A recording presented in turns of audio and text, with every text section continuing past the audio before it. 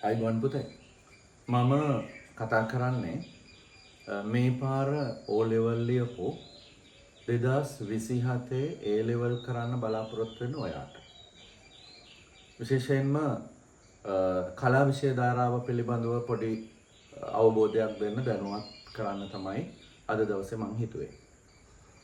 පුතේ මම නමින් මధుර ලියනගේ දශක 3කට ආසන්න කාලයක් ගුරු සේවයේ අත්දැකීම් සහ අවුරුදු 15ක උත්තරපත්‍ර පරීක්ෂකවරයෙක් ලෙස ලබාගත් අත්දැකීම්නොත් ඒ වගේම අතිරේක ප්‍රධාන උත්තරපත්‍ර පරීක්ෂකවරයෙක් විදිහට අවුරුදු 6ක විතර ලබාගත් අත්දැකීම්නොත් අරගෙන තමයි මම මේ වෙනකොට ටියුෂන් ශාස්ත්‍රය තුල ඉගෙනීමේ කටයුතු වල නිරත වෙන්නේ. විශේෂයෙන්ම මේ කියන්න ඕනේ කලා විෂය ධාරාව යටතේ තියෙන ප්‍රබලතම විෂයක් තමයි ප්‍රධානතම විෂයක් තමයි දේශපාලන විද්‍යාව. මම එහෙම කියන්න හේතු ගොඩක් තියෙනවා. උදාහරණයක් විදිහට අපිට විද්‍යාවේදී උපාධියක් ලබා ගන්න අවශ්‍ය නම් දේශපාලන විද්‍යාව විෂයක් විදිහට කරන්නම ඕනේ. ඒ විතරක් නෙමෙයි අපි හිතමු නීති පීඨයට යන්න ප්‍රධානතම විෂයක් විදිහට නීති පීඨයේ පළමු වසරේ දෙවෙනි වසරේ වැඩි වශයෙන්ම කතා කරන්නේ ඒකේ පදනම බවට පත් වෙන්නේ දේශපාලන විද්‍යාව.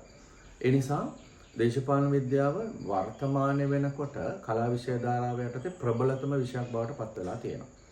ඉතින් ඒ නිසා මම ඉල්ලීමක් කරනවා කලා විෂය ධාරාව තෝරගන්න බලාපොරොත්තු වෙන ඔයාට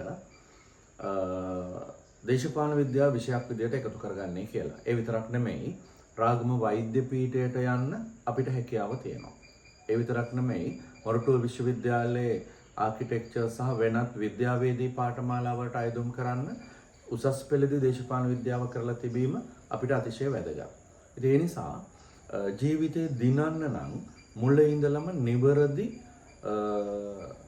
වටාපිටාවක් ඇතිව නිවැරදිව තෝරා ගැනීමක් කරලා අපේ ගමන ගියොත් අපේ ඉලක්කවලට පහසුවෙන් යන්න පුළුවන් වේවි. ඒ නිසා මම ඉල්ලීමක් කරනවා දේශපාලන විද්‍යාවේ 2027 ඔයාට පන්ති ආරම්භ කරන්න මම මේ වෙනකොට දින වෙන් කරලා තියෙනවා. විශේෂයෙන්ම මාතර එපෙක්ස් ආයතනයේ අප්‍රේල් 4 වෙනි සිකුරාදා 2:30ට. ඒ වගේම මාතර ආර්ට් හවුස් ආයතනයේ පළවෙනි කණ්ඩායම අප්‍රේල් 5 සෙනසුරාදා 1ට. දෙවෙනි කණ්ඩායම අවුරුද්දෙන් පස්සේ අප්‍රේල් 20 ඉරිදා 10:30ට. ඒ විතරක් නෙමෙයි තංගල්ල මහාර්ග ආයතනයේ මම අලුත් පන්තිය අප්‍රේල් 9 බදාදා 2ට පටන් ගන්න මේ වෙනකොට සැලසුම් කරලා තියෙනවා. ඒ නිසා මම ඉල්ලීමක් කරනවා කලා විෂය ධාරාව තෝරගන්න බලාපොරොත්තු වෙන සියලු දෙනාටම එදාට එන්න අපි මේ විෂය හැදෑරීම තුළ ඔබට යන්න පුළුවන් මාර්ගය මොකක්ද ඒ පිළිබඳව අපි එදාට කතා කරමු. ඒ වගේම පුතේ මෙන්න මේකත් මතක තියාගන්න. අම්මගෙන් බීපු කිරිවල මිල ගෙවන්න බෑ. තාත්තා ඔයා වෙනුවෙන් හෙලපු දහඩිය මිල කරන්නත් බෑ. හැබැයි ඒ මිනිස්සුන්ට සතුටු කඳුලක් හෙලන්න ඉඩ දෙන්න ඕනේ.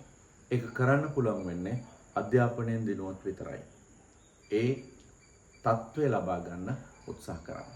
ජය වේවා.